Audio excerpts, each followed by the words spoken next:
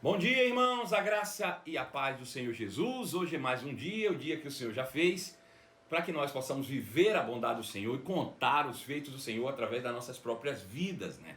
Podemos verdadeiramente viver o que há de melhor nessa terra. A Bíblia diz que se nós crermos e obedecermos ao Senhor, à sua palavra, nós vamos comer o melhor dessa terra. Ou seja, viver uma vida acima da média, viver uma vida livre ou isento, né, dos males que há no mundo, vencendo cada um deles pela fé. Obviamente que vivermos em Cristo não diz respeito a não termos que passar por todo tipo de provação, ao contrário.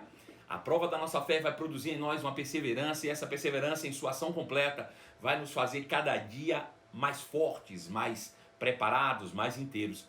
Então sejam muito bem-vindos, porque esse é o dia que o Senhor já fez e a oportunidade que temos de provar que a palavra de Deus funciona. Então sejam todos muito bem-vindos. Tainá, seja bem-vinda. A minha querida Fernanda Boss, seja bem-vinda. A minha querida Silvia também, seja bem-vinda. Andréa Paixão, Arima Mota, que chegou aí cedinho. Rafaela, um beijo, Rafinha. Ruth Carvalho, Camila Santiago. Camilinha, vamos lá, Camilinha, bota o negócio para funcionar aí, bota o povo para compartilhar. Pedro está estudando agora pela manhã, né? Está fazendo alguns exercícios, né, pela internet também, obviamente. Daqui a pouquinho ele vai estar conosco, mas vocês podem ir juntos, ó, fazer a coisa acontecer, botar para aquecer esse negócio. Dedo no coraçãozinho.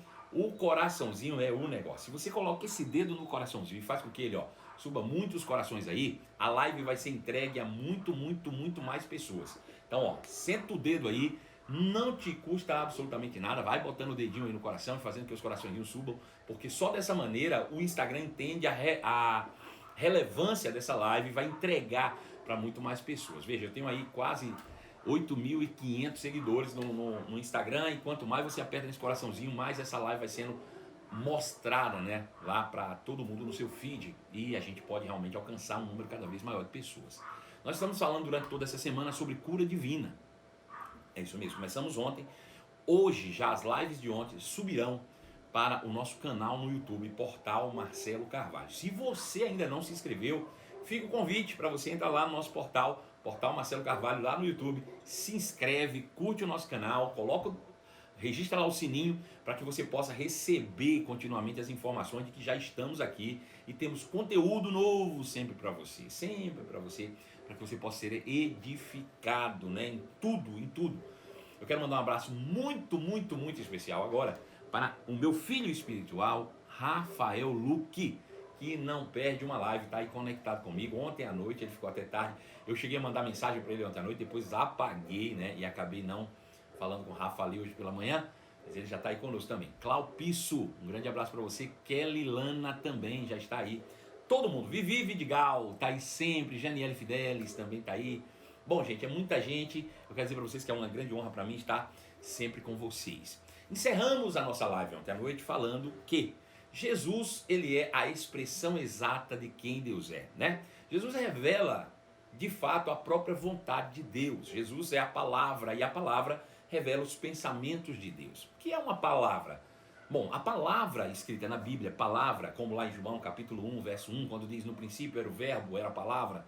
Essa palavra grega, traduzida para nós por palavra ou por verbo, é a palavra logos. E a palavra logos, que é uma palavra grega, né, que já era usada muito antes do tempo de Jesus, muito antes dos evangelhos serem escritos, ela foi apropriada por João para isso, né, para dizer que Jesus era o logos de Deus. O que é logos? A palavra logos, ela é a expressão vocal de pensamentos. É isso que é logos. Né? Tudo que você fala, que sai pela sua boca, é resultado de um pensamento que sai da sua mente. Veja como é interessante. O homem é criado em três partes. Ele é espírito, alma e corpo. Né? Ele é um espírito, ele possui uma alma, ele habita num corpo. E cada um desses tem uma voz. Agora veja, quem faz a interlocução disso é a alma, né? O espírito precisa passar primeiro, as informações para chegarem no espírito precisa passar na sua alma, ser assimilada na sua mente. Uma vez que você assimila as informações na sua mente, elas descem esse conteúdo para o seu coração. Se você permitir, se você acredita naquilo, que se torna fé dentro de você. E é interessante, quando ela sai, ela passa pela sua alma e você fala a fé, né? Então veja, A alma é esse interlocutor que vai precisar, né, tá sempre sendo trabalhado aí para que não expresse algo que não é de fato. Então, o Logos, na verdade, é a expressão vocal dos pensamentos do próprio Deus.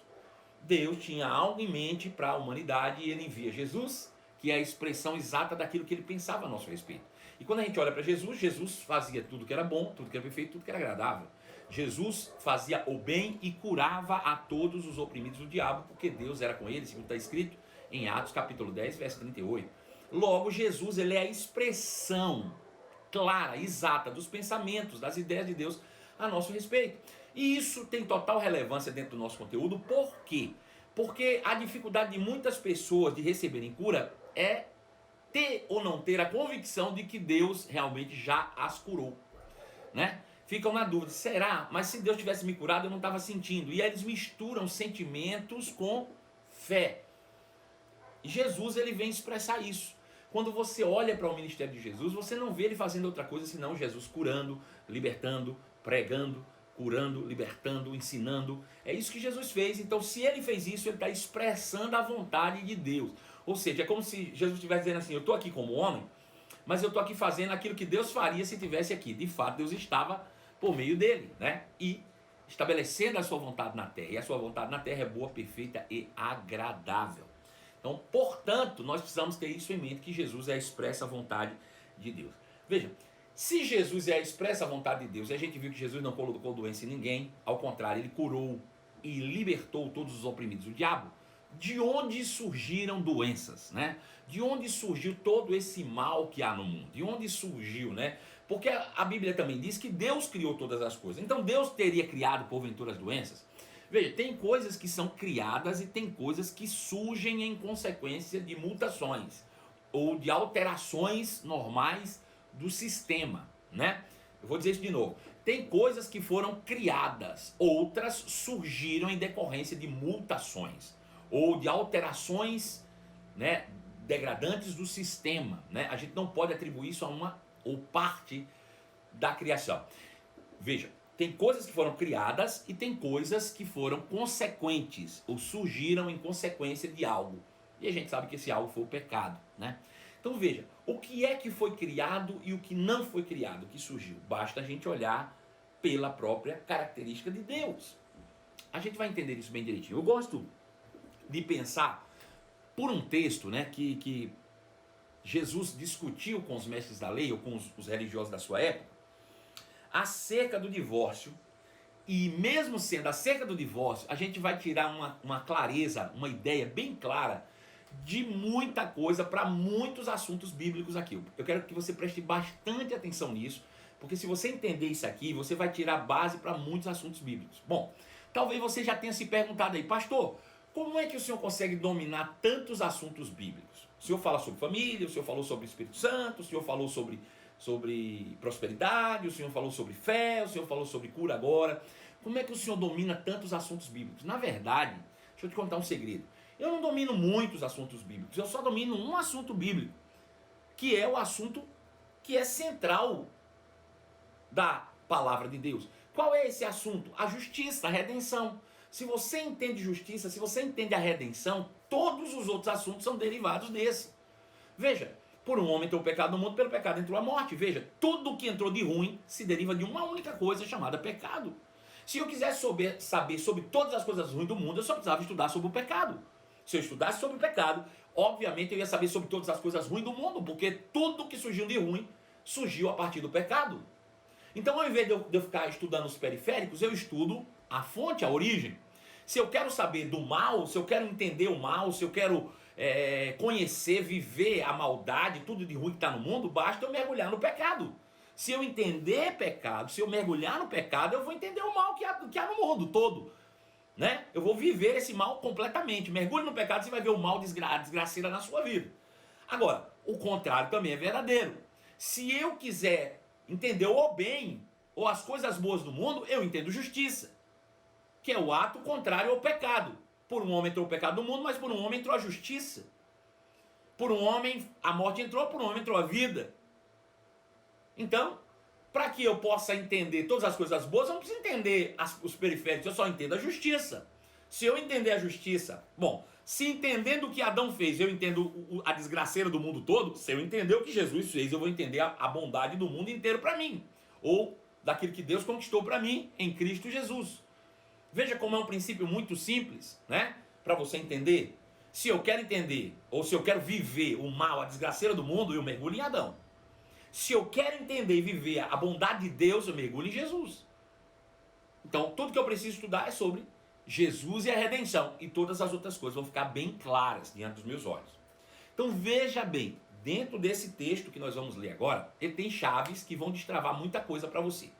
Eu quero que você preste bastante atenção nesse texto, mesmo que você não esteja lendo a Bíblia agora, mas ouça o que eu vou dizer.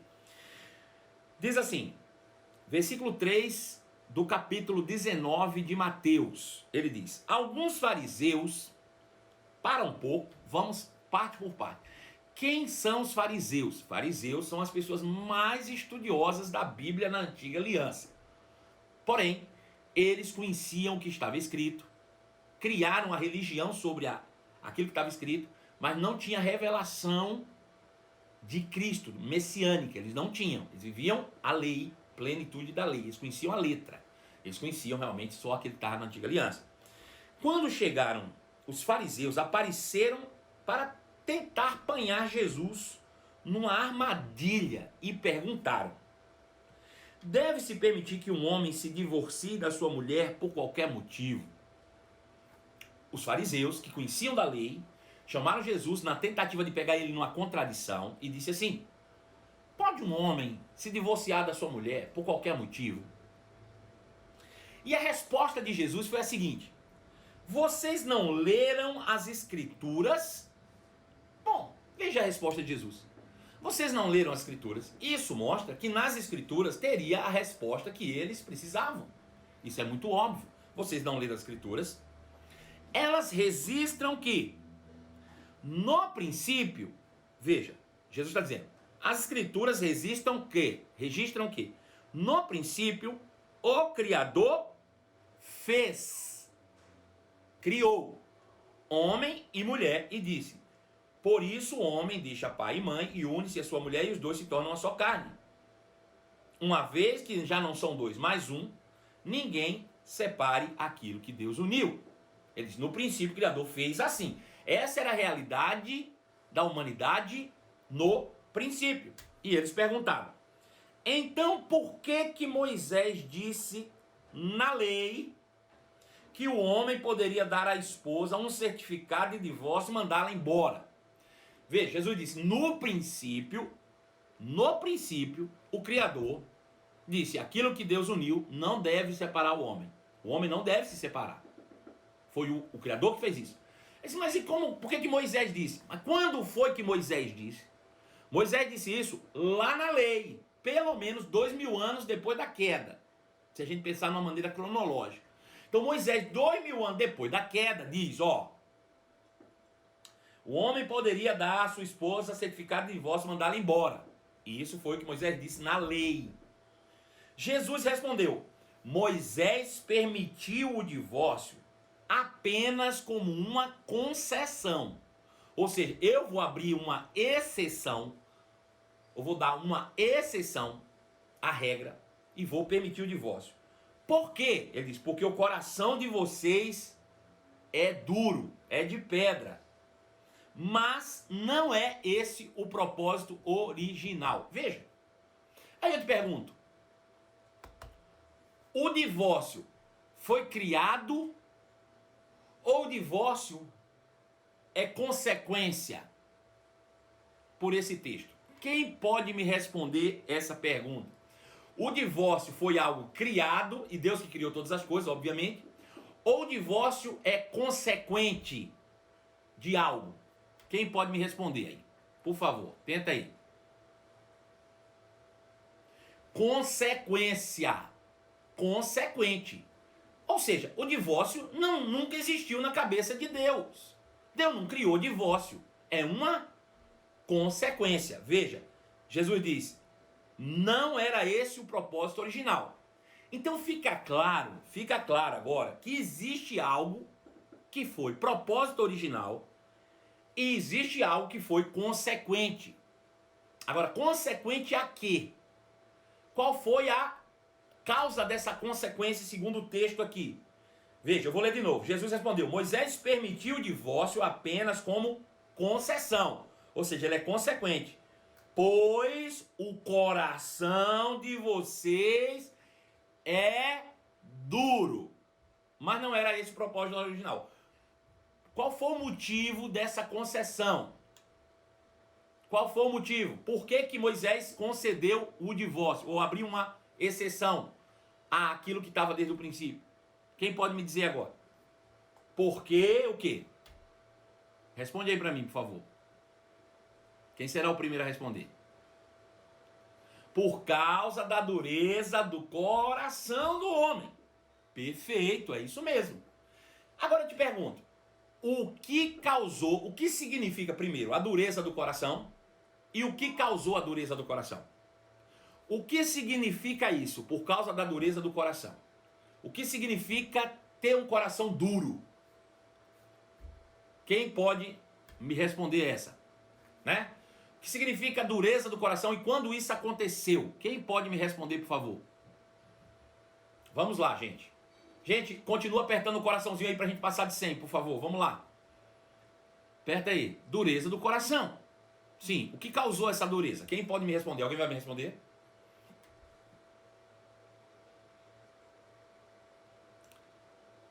Alguém disse que é a falta de perdão. Não, não é isso não. Não ser obediente. Que não concorda com Deus. Falta de fé em Deus. Sem entendimento. Falta de perdão. Por não conseguir perdoar. Na palavra. Não perdoar. Não. Veja só. Vou abrir outro texto para você. Tá? Jeremias. Vamos chegar lá, nós vamos devagarzinho, fique tranquilo que eu não vou. Cadê o Jeremias? Aqui. 33.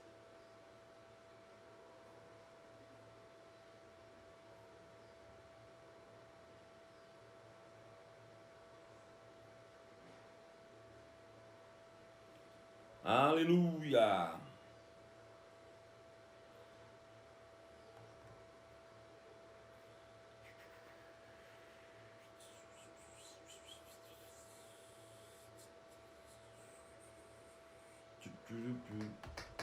Tô achando, viu?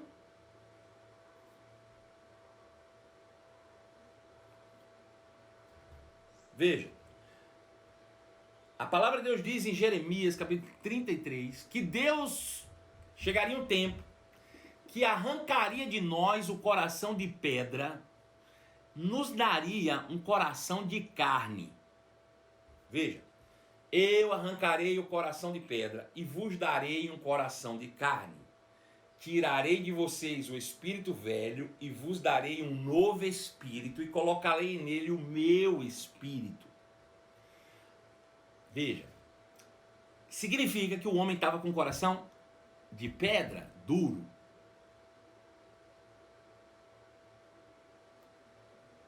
Que significa um coração insensível. Efésios, capítulo 2, diz assim: nós estávamos mortos nos nossos delitos e pecados, ou seja, com um coração insensível a Deus, desconectado de Deus. Veja, lá no versículo 11 ele diz: não se esqueçam que vocês gentios eram chamados de incircuncisos pelos judeus que se orgulhavam da circuncisão, embora apenas fosse um ritual exterior e humano. Naquele tempo vocês gentios viviam afastados de Cristo, não tinham os privilégios do povo de Israel, nem conheciam as promessas, viviam no mundo sem Deus, sem esperança. Veja, o que significa coração de pedra? Significa que nós não temos acesso à palavra, que a palavra não consegue penetrar em nós. O que causou esse coração de pedra dentro do homem? O pecado. Lembre-se que quando o homem pecou, Deus o tirou do Éden para que ele não tivesse acesso à árvore da vida. A árvore da vida é a palavra de Deus. A palavra de Deus já não acessava, ou o homem já não acessava a palavra de Deus. E lembre que o homem aí é o espírito. Então o espírito humano não tem acesso à palavra, ele se torna de pedra. Quando ele está falando de coração, ele não está falando de sentimentos, ele está falando do espírito. Inacessível pela palavra, inacessível por Deus. Veja, o homem que foi criado para ter influência direta de Deus e da palavra, e por meio da palavra viver uma vida plena, quando pecou, perdeu o acesso à árvore da vida, que é a palavra, e agora não pode ser mais influenciado por ela. Seu coração ficou de pedra, né? Veja.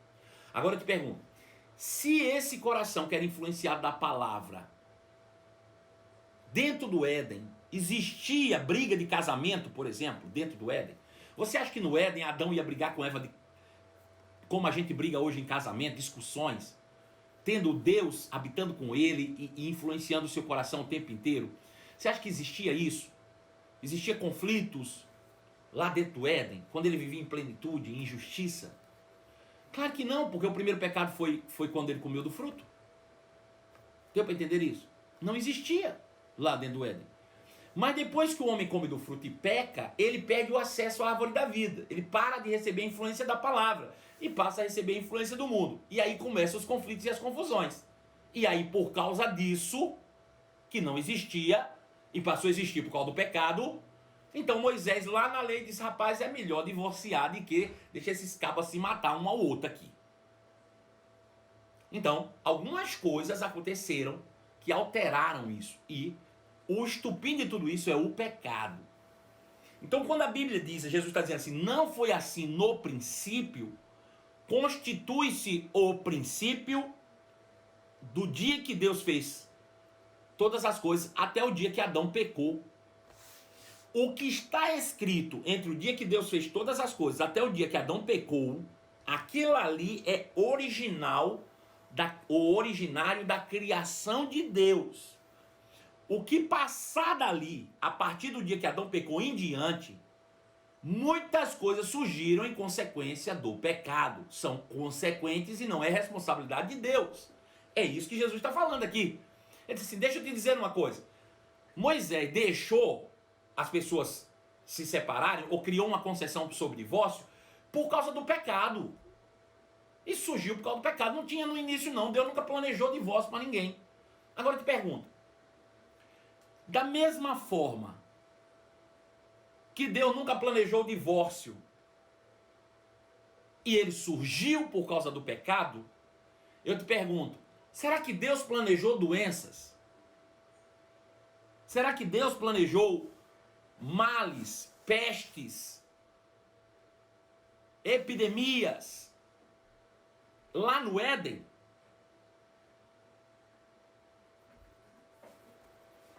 Certo que não. Então a responsabilidade de Deus da criação é desde o dia em que ele criou até o dia que Adão pecou. Dali em diante o que acontece no mundo é consequência do pecado. São alterações, são mutações em decorrência do pecado. É exatamente aí que surgem as doenças. Se as doenças surgem depois do pecado, isso fica claro que Deus não criou-las no Éden. No Éden não tinha doença. Se no Éden não tinha doença, pense que eu vou te dizer uma coisa agora que vai mudar a tua vida para sempre. Veja, Gênesis capítulo 1, verso 31 diz assim. Gênesis 1, 31 diz, então Deus olhou para tudo que havia criado e viu que tudo era muito bom. Gênesis capítulo 1, verso 31. Então Deus olhou para tudo que havia criado e viu que tudo era muito bom. Eu te pergunto, depois desse dia aqui, que Deus olhou para a criação e disse, rapaz, ficou muito bom. O que mais Deus criou depois desse dia? Quem pode me dizer aqui o que Deus criou depois desse dia? Fala pra mim. O que mais Deus criou depois desse dia aqui? Hã? Fala pra mim. Depois que Deus disse, ficou tudo muito bom, o que é que ele criou depois disso? Responde aí, por favor, na live, para ficar registrado. Ele já tinha criado um homem, 1:26. Não, eu já tinha criado um homem. Já tinha criado em Gênesis 1, 26, 27. Não. Mateus Augusto, nada. Absolutamente nada. Espera aí um pouquinho. Gênesis 1:31 diz assim. Gênesis 1:31. Vou ler de novo. Vamos ver do 26, para você entender que ele já tinha criado o homem, tá? Gênesis 1:26 diz assim. Então Deus disse, façamos o homem à nossa imagem, conforme a nossa semelhança, domine ele sobre os peixes do mar. Gênesis 1:27. Assim Deus criou o homem, a sua imagem, a imagem de Deus criou, o homem e mulher os criou. 28.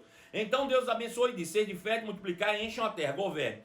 29. Então Deus disse, vejam, eu lhes dou todas as plantas, 30.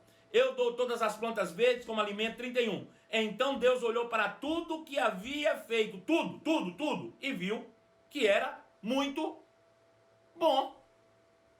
Eu te pergunto, o que é que Deus criou depois disso? Alguém está dizendo, criou eu. Você já tinha sido criado, ó, dentro de Adão faz tempo. Veja, o que mais Deus criou? Nada. Absolutamente nada. Não criou mais nada. Agora eu te pergunto, quando Deus criou isso tudo aqui, tinha morte lá? Responde para mim, tinha morte, Pedro Pacífico? Responde aí, tinha ou não? Não. Tinha não? Tinha não. Tinha doença lá? Não. Não, tinha não. Tinha miséria lá? Tinha nada. Não tinha não. Tinha nada disso não. Peraí, se Deus não criou mais nada e essas coisas existem, peraí, quem criou? Se Deus não criou mais nada depois disso, Deus não criou mais nada depois disso, e essas coisas existem, quem criou todas essas coisas? Não são criadas, são consequentes. Veja, até a morte não foi criada. A morte é consequência do erro de Adão. Por um homem entrou um pecado no mundo, pelo pecado a morte. A morte é consequência do pecado e o pecado é consequência da desobediência humana. Então Deus não criou mais nada, absolutamente nada. Tudo isso que nós vemos no mundo, que está além do que Deus criou, é tudo consequência do mal que há no mundo, do pecado que desencadeou tudo isso, da desobediência do homem que levou à degradação não apenas da sua própria vida, mas como de toda a criação de Deus. Então veja que não existe, né, de forma nenhuma ligação de Deus com o mal, ou com doença, ou com nada disso, porque tudo o que ele fez é bom. Veja, tudo o que Deus fez era bom. Por quê? Porque toda a criação é um reflexo de quem Deus é. Aquilo que Deus criou é um pedaço dele, é o reflexo de quem ele é. Deus não poderia ter criado doença porque Deus não tem doença. Ele não poderia. Simplesmente. Aleluia. É tudo consequência de quem Deus é. É isso que a Bíblia diz. Veja que é interessante. Romanos capítulo 1, verso 20 diz assim: por meio de tudo que Deus fez, desde a criação do mundo, ou seja, lá no princípio, podem perceber claramente seus atributos invisíveis, seu poder eterno e sua natureza divina. Portanto, não tem desculpa alguma o homem. Sim, eles conheciam algo sobre Deus, mas não o adoraram nem lhe agradeceram. Veja, a Bíblia diz que por meio de tudo que Deus fez, da criação do mundo, porém, né, pode-se perceber claramente seus atributos invisíveis, seu poder eterno e a sua natureza divina. A criação original é um reflexo de quem Deus é. Um reflexo do próprio caráter de Deus. Agora eu te pergunto, Deus tem doença? Não. Então, não faz parte da criação. Doença não faz parte da criação. Deus tem morte? Não. Então a morte não faz parte da criação. É consequência do pecado. Aí Tiago, obviamente, traz luz quando ele escreve lá em capítulo 1, verso 17, quando ele diz: toda dádiva que é boa, tudo que é perfeito vem do alto, do Pai que criou as luzes no céu. Nele não há variação nem sombra de mudança. Toda boa dádiva e todo dom perfeito é que vem do alto, do Pai das luzes. O resto é consequência do pecado. Agora veja, se todo o resto é consequência do pecado, se trata de um inimigo e não de um aliado. Deus não vai usar um inimigo para te ajudar em alguma coisa. É curioso isso e é real. Por quê? Porque quando Deus quis resolver o nosso problema, adivinha o que ele enviou para nós? Quando Deus de fato quis resolver o problema da humanidade, adivinha o que ele enviou para nós? Veja, Salmo 107, 17. Salmos 107, 17 diz assim: os homens foram tolos, rebelaram-se e sofreram por causa dos seus pecados. Vou ler de novo, porque esse texto é extraordinário. O salmista escreveu isso. Os homens foram tolos, rebelaram-se e sofreram por causa de seus pecados. Não conseguiam nem pensar em comer e já estavam à porta da morte. Em sua aflição clamaram ao Senhor e ele os livrou de seus sofrimentos. Enviou a sua palavra e os curou. E os resgatou com a palavra daquilo que lhe era mortal. Veja, quando eles foram isolados da árvore da vida, que é a palavra, o mal se multiplica no mundo, a doença, a morte. E quando Deus quer resolver o problema, sabe o que ele faz? Ele envia a palavra. E a palavra os sarou, a palavra os livrou daquilo que era mortal. Aleluia! Louvado seja o nome de Jesus. Então assim fica tudo muito bem claro. Provérbios capítulo 10, verso 22 diz assim: a bênção do Senhor traz riqueza e não permite que a tristeza o acompanhe, ou não lhes acrescenta dores. Romanos capítulo 12, verso 2, você está cansado de saber, não imitem o comportamento deste mundo e os costumes deste mundo, mas deixem que Deus os transforme por meio de uma mudança no seu modo de pensar, a fim de que experimentem a boa, agradável e perfeita vontade de Deus. Veja, isso significa que nunca existiu vontade de Deus na terra até que a palavra nos fosse enviada e a gente pudesse, por meio dela, ser livre na mente desse mundo corrupto, desse mundo que foi pensado, elaborado para a destruição da vida humana. É fácil de você entender o motivo, irmão. Eu vou tentar resumir aqui o resumo da ópera, né? O que acontece? Deus tem um plano de criar uma família.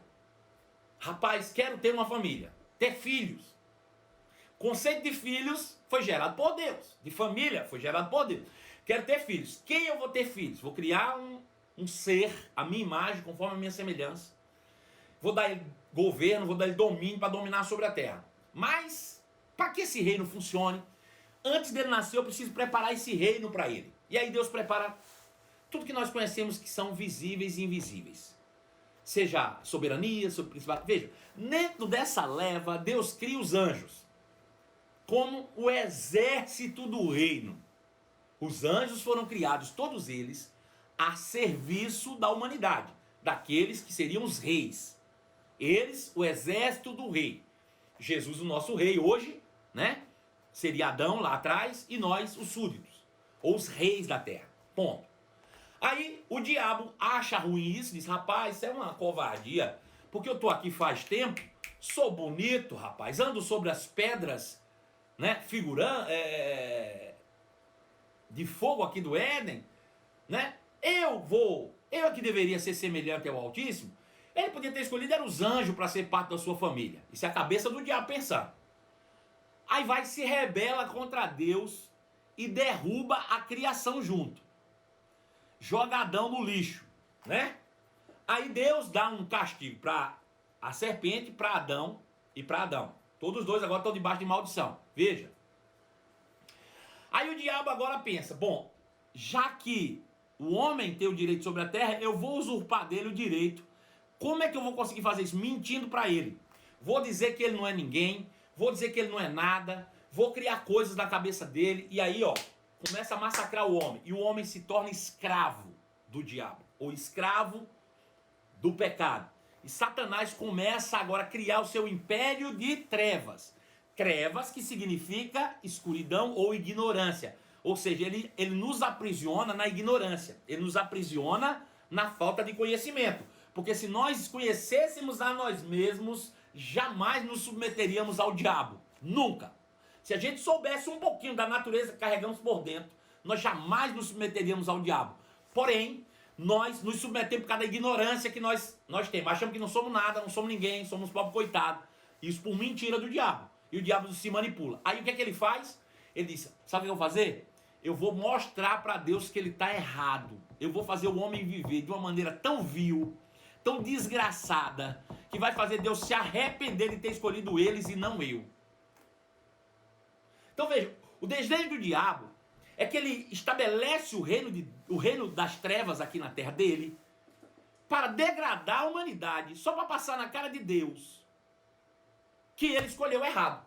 A ideia do diabo é exatamente, e essa é a raiva dele, porque Deus vai e nos ama tanto que se torna um de nós para morrer em nosso lugar e passar na cara do diabo o amor de Deus por nós, para demonstrar nas eras que há de vir a sua graça conosco. Graça essa que é uma manifestação do próprio amor de Deus por nós. É isso que mata o diabo. Porque quanto mais ele se esforça para tentar provar para Deus que nós somos resultado de uma escolha errada de Deus, que Deus deveria ter escolhido ele e não nós, mais Deus nos ama. Mais Deus nos ama. E faz por nós, para passar na cara do diabo, que ele está errado. Então veja, o mundo que foi criado aqui na Terra, ou seja, o mundo que você conhece na mente, é uma mentira do diabo. Por isso a Bíblia diz, não se conforme com o mundo. O mundo é uma mentira do diabo. Não se conforme com doença. Doença é uma mentira do diabo. Veja, tem gente que está conformado com doença. Não, eu acho que todo mundo tem que adoecer mesmo. Eu acho que uma doença de vez em quando até cai bem. Não, doença é o inimigo, não estava no princípio, é resultado do pecado, Deus não tem nada a ver com doença, e a gente não tem que se conformar com isso não. Ah, mas eu tentei não me conformar, mas eu ainda continuo adoecido. Deixa eu te dizer, é porque a tua mente está acostumada com isso. Você precisa mudar a tua mente. Se você mudar a tua mente pela palavra, então tu vai ver qual é a boa, agradável e perfeita vontade de Deus, que não é essa que está no mundo. Não é essa que está no mundo. A gente só vai entender qual foi o mundo que Deus criou para nós quando a gente mudar nossa mente pela palavra. Porque aí a gente vai entender qual é a boa, agradável e perfeita vontade de Deus. Aleluia! Então a enfermidade e a doença não podem ser enquadradas no padrão estabelecido pela Bíblia para aquilo que procede de Deus. Não pode. O homem vivia em plena harmonia com Deus e tinha uma vida plena e livre de todo o mal. No princípio. Mas o pecado alterou tudo isso. Uma decisão do homem alterou tudo isso e criou toda essa desgraceira que nós conhecemos hoje no mundo. É engraçado porque as pessoas insistem em achar que Deus é que é responsável pela morte. Quer dizer, a morte não existia no Éden. Ela veio existir em consequência do que Adão fez. Veja o que Deus diz. Ele disse, se tu comer, tu morre. Ou seja, existe a possibilidade dela existir, mas quem pode fazer ela existir é você, Adão, e não eu. Não foi Deus que criou a morte, foi Adão. Deus disse, se você comer da árvore que eu disse para você não comer, você vai morrer. Deus está dizendo, existe a possibilidade de existir morte, existe a possibilidade de não existir. Eu não criei para existir. Mas se você tomar uma decisão errada, se você agir inconsequentemente, você vai abrir a caixa e vai soltar a morte. Então a morte é uma criação da desobediência do homem. Do homem. Aleluia. Aleluia. Então veja, as doenças surgem aí como um instrumento, né? Como um instrumento da morte que leva à degradação. Veja, o sistema do mundo que o diabo criou, serve para levar o homem à sua degradação. É como uma bomba relógio que está prestes a explodir. Só vai ficando pior. Por meio de quê? Da influência. Satanás influenciando a tua mente com coisa errada. Mentindo para você acerca de quem você é. Mentindo a você a respeito de quem Deus é. Sempre foi assim. A Bíblia diz que ele é o pai da mentira. Quem disse isso? Jesus. Jesus disse: Satanás, irmão, é o pai da mentira. Não acredite naquilo que ele diz. Se ele está dizendo que Deus é que está matando, é mentira. Se ele está dizendo que Deus é que bota doença, é mentira. Satanás é o pai da mentira. Deus é bom. Aquilo que ele criou no princípio, desde o dia que ele criou a primeira coisa, até o dia em que Adão caiu, aquilo se estabelece dentro de um padrão do que Deus fez e aquilo foi muito bom.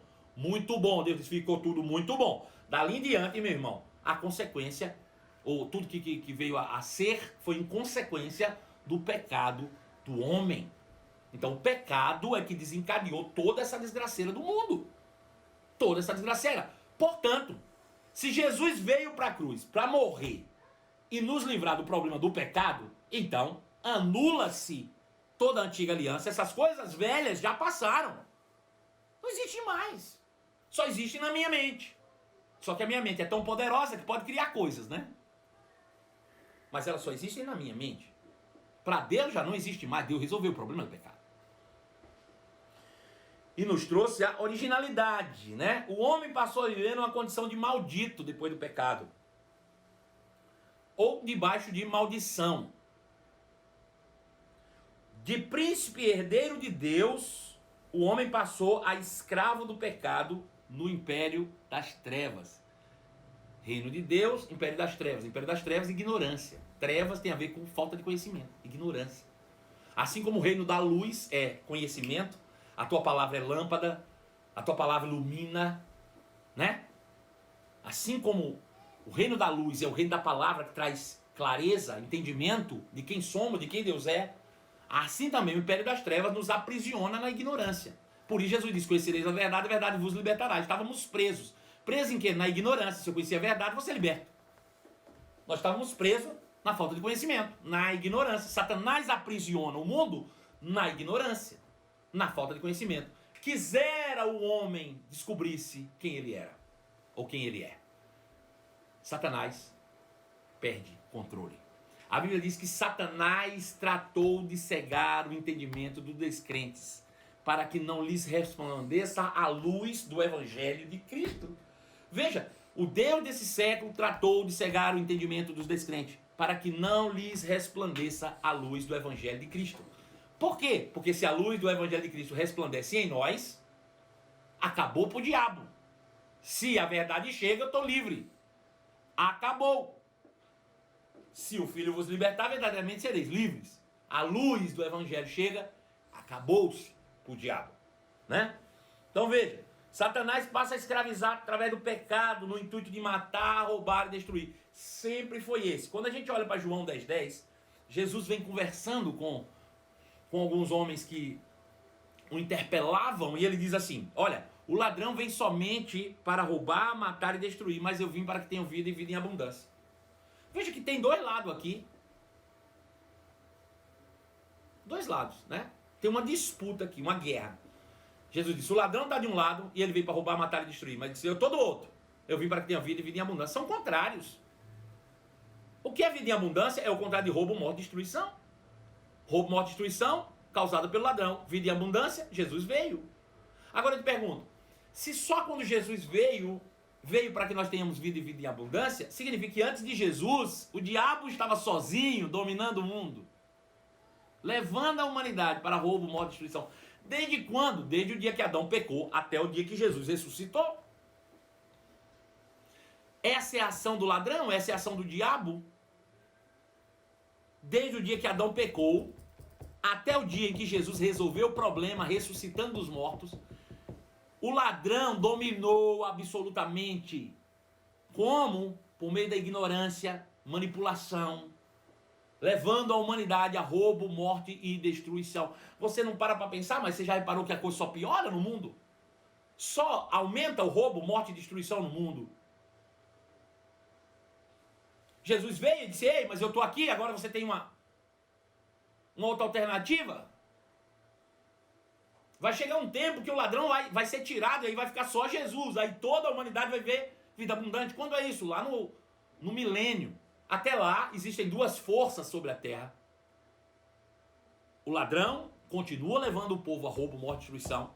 E Jesus agora dizendo, ei, se você me der ouvidos, eu te levarei para uma vida abundante. Significa influência. Se você está debaixo da influência de um, ou se você está debaixo da influência do outro. Veja, se eu perguntar aqui para você, quantos aí estão debaixo da influência do diabo? Dê um glória a Deus aí, por isso. Quem está debaixo da influência do ladrão? Hã? Quem aí está debaixo da influência do ladrão? Fala aí para mim. Tem alguém debaixo da influência do ladrão? Hã? Tem alguém aí que está me ouvindo, que está debaixo da influência do ladrão? Sai fora, Arima Mota. E quem está debaixo da influência de Cristo? Quem está debaixo da influência de Jesus? Quem fala aí para mim? Quem aí de vocês está debaixo da influência de Cristo? Levanta as duas mãos ou dá um tchau aí. O engraçado é porque eles estão respondendo a última pergunta. É. Todo mundo, eu não. A Arima Mota disse, agora eu estou debaixo da influência de Cristo. Agora veja, é uma pena que o que determina você, se você está debaixo da influência do ladrão ou debaixo da influência de Cristo, não seja a tua mão levantada. O que determina se tu está debaixo da influência do ladrão ou debaixo da influência de Cristo é o resultado que você está tendo na sua vida. Se a tua vida estiver mais para roubo, morte e destruição, isso é consequência de você estar vivendo muito mais debaixo da influência do ladrão do que da influência de Cristo. Se a tua vida estiver muito mais para uma vida abundante, isso mostra que você está vivendo muito mais debaixo da influência de Cristo do que debaixo da influência do ladrão. Pastor, não digo uma miséria dessa, não digo. Digo e digo mesmo. Agora veja, parece que não, mas irmãos, eu, vez por outra, ajo debaixo da influência do ladrão. Não deveria viver debaixo da influência da palavra. Mas você acha que eu vivo, nunca errei na vida? Você acha que eu nunca errei na vida? Não, eu erro. E quando eu erro, você acha que eu fui influenciado por Cristo para errar? Fui influenciado pela palavra para errar? Se eu tivesse ido na influência de Cristo e na palavra, eu teria errado? Não. Então se eu errei é porque eu estou debaixo da influência do ladrão. Agora é curioso, porque a gente sabe que erra, sabe que a influência é do ladrão, mas não quer aceitar. Acha que foi Deus que botou a doença. Peraí,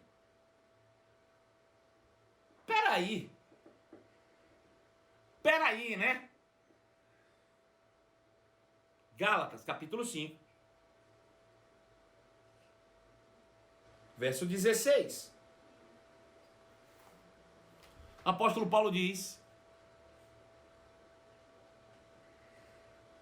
assim: por isso digo, deixe que o Espírito guie você na sua vida. Assim, não satisfarão os anseios da natureza humana ou da carne. Só tem um jeito de eu não satisfazer o desejo da minha carne, não pecar, é se eu seguir o Espírito, seja guiado pelo Espírito e de modo nenhum satisfazer o desejo da carne. A natureza humana deseja fazer exatamente o oposto que o Espírito quer. E o Espírito nos impede na direção contrária àquela desejada pela natureza humana. Essas duas forças são contrárias ou se confrontam o tempo inteiro, o tempo todo. De modo que vocês não têm liberdade de pôr em prática o que intentam fazer. 18. Quando, porém, são guiados pelo Espírito, não estão debaixo da lei. Eu quero que você pegue esse versículo, por favor, e analise com a mente o que ele está dizendo. Quando, porém, são guiados pelo Espírito, vocês não estão debaixo da lei. Quando eu sou guiado pelo Espírito, eu não estou debaixo da lei. Ou não estou vivendo aspectos da maldição. Mas a minha pergunta agora é bem simples. E se eu não estiver guiado pelo Espírito, ao contrário, estiver andando segundo a carne, o que é que opera sobre mim? É a graça? Não. Quando, porém, são guiados pelo Espírito, não estão debaixo da lei. Quando, porém, não são guiados pelo Espírito, estão debaixo da lei. O inverso também é verdadeiro. Então veja, nós somos resgatados do império das trevas para viver na graça. Mas toda vez que você peca, você está voltando para a lei. Não é que você morreu espiritualmente, mas você está se submetendo aos aspectos da lei de novo. Tem gente que acha que graça é o direito de pecar sem ter consequência. Ao contrário, toda vez que tu peca, tu cai da graça e volta para a lei. Olha o que ele está dizendo aqui. Quando, porém, são guiados pelo Espírito ou vivem no Espírito, vocês não estão debaixo da lei. Mas quando não vivem no Espírito, quando você vive na carne, obviamente você está andando debaixo da lei. E qual é a consequência da lei? Qual é a consequência do pecado? Deixa eu dizer, o pecado continua sendo pecado, irmãos. A consequência do pecado continua sendo morte. E os instrumentos da morte continuam sendo a doença. Então veja, a gente diz, mas eu já orei, já fiz, já aconteci e não fui curado. Mas continua sendo, às vezes, maltratando as pessoas, continua às vezes sendo avarento, continua às vezes fazendo o que não deve, mentindo. Veja, quem não é curioso a gente querer o benefício, mas não querer se enquadrar nas qualificações? Todas as vezes que a gente faz qualquer coisa, que a gente sabe conscientemente que está fora, o que a gente precisa fazer? Se arrepender, pedir perdão e voltar atrás. Para se enquadrar debaixo dos aspectos legais da graça, para que eu possa viver livre da doença e livre de qualquer desgraça que tenha no mundo. Aleluia! Deu para entender? Então veja. O ladrão veio somente para roubar, matar e destruir, mas Jesus veio para que tenhamos vida e vida em abundância. Mas somos nós que decidimos debaixo de qual influência queremos estar. Se debaixo da influência do ladrão, se debaixo da influência de Jesus. Debaixo da influência do ladrão, eu estou andando segundo a carne e colhendo as maldições da lei. Andando segundo Jesus, eu estou andando segundo o Espírito, pela palavra, e em consequência disso, estou colhendo os benefícios da graça. Então, é uma decisão, é uma escolha. Assim como foi com Adão, é comigo. Assim como foi com Adão, é com você. Então, veja, a gente quer colocar Deus numa condição de dizer, não, tudo é culpa de Deus. Mas, na verdade, Deus não teve culpa de Adão cair, teve? Não, foi Adão que escolheu cair. Então, o que Deus pode é resgatar Adão, depois que ele caiu. É a mesma coisa que ele faz comigo e com você. Depois que nós caímos, ele nos resgata. Ele está sempre lá com a mão estendida, venha, volte. Deus nunca vai virar as costas para mim e para você. Aleluia. Nunca. Ele nos ama. Ele sempre será a primeira pessoa a estender a mão, dizer, venha, de volta, venha de novo, se arrepende e volte. Louvado seja o nome de Jesus. Aleluia. Aleluia.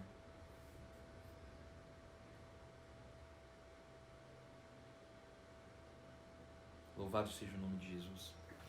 Então a gente precisa entender isso, que a enfermidade ela surgiu como um instrumento do diabo para alcançar seus objetivos, que é roubar, matar e destruir, escravizar na doença, como no pecado e na miséria. O pecado de Satanás é a causa indireta de toda a enfermidade e muitas vezes a causa direta dela. Portanto, fica claro que nenhuma doença teve sua origem em Deus, porque tudo que Deus fez foi bom, muito bom. Talvez você possa dizer, mas Deus foi quem o amaldiçoou? Na verdade, com o juiz do universo, Deus estabeleceu uma lei de infração e o homem acolheu sobre ele a penalidade dela. Deus apenas o sentenciou, dizendo, porque você comeu da árvore que eu te ordenara não comesse, você se tornou maldito. A terra se tornou maldita por tua causa. Deus apenas está trazendo luz àquilo que aconteceu e não determinando o que acontece. Até porque Deus é bom, e como Ele é bom, Ele não pode amaldiçoar ninguém. Deus nunca amaldiçoou.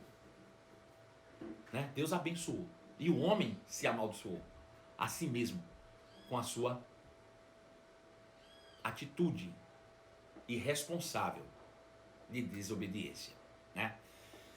Bom, logo mais à noite, a gente vai percorrer como Deus tratou todas essas questões na Antiga Aliança, voltando, resgatando o homem de volta, mostrando, né, figuras da Antiga Aliança, de como ele faria o resgate da humanidade dessa maldição, tirando-os da miséria e tirando-os da doença por completo, como ele fez em Cristo Jesus. Vamos abrir agora a nossa lata de minhocas. Pedro Pacífico.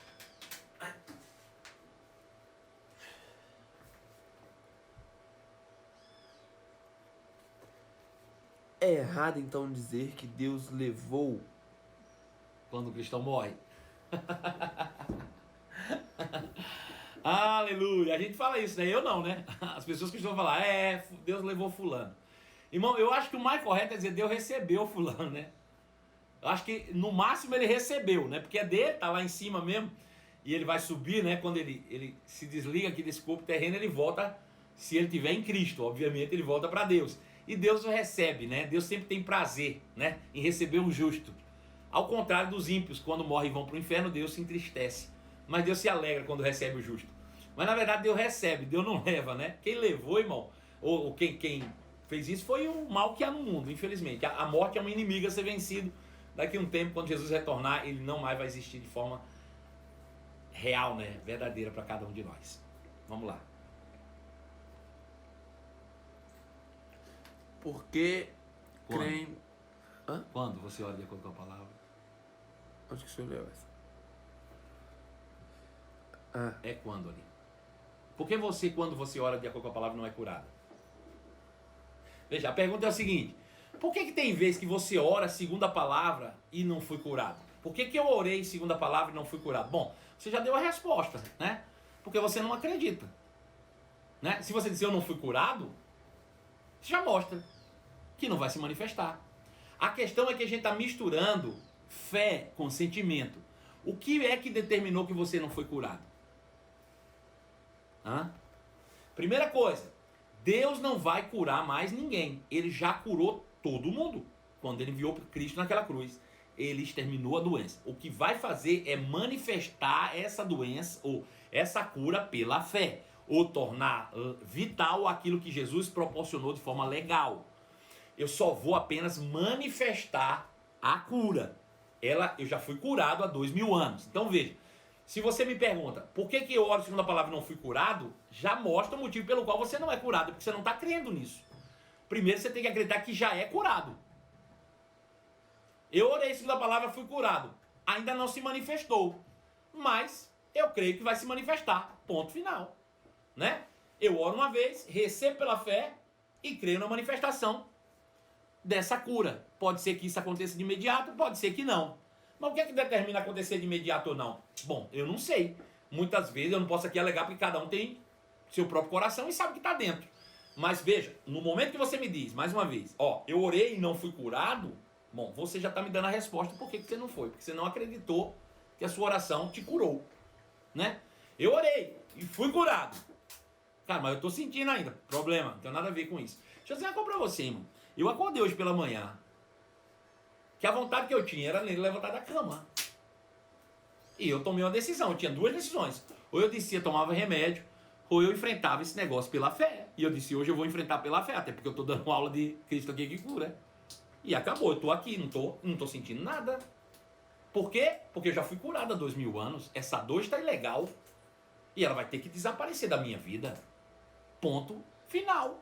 Agora, tomar remédio é pecado? Também não. Se eu quisesse tomar um comprimido para aliviar a dor e continuar crendo, beleza, podia ser. Mas é óbvio que debaixo da pressão da dor, eu acabo tendo um caráter aprovado. Eu vou exercer mais perseverança. Quando eu estou sentindo dor, estou exercendo mais perseverança, eu estou me lembrando, estou confessando a palavra. Se eu já tivesse tomado remédio, se a dor tivesse desaparecido por um tempo, talvez eu já tivesse relaxado da confissão da palavra, né? Então eu, Marcelo, nesse momento, preferi não tomar e, né, resistir a isso pela fé. Ponto final. Mas isso não é uma doutrina de tem que ser assim, cada um faz segundo a sua fé, segundo a sua orientação, tá bom? Um beijo no seu coração. Até logo mais às 23 horas juntos aqui nesse mesmo canal. Até lá.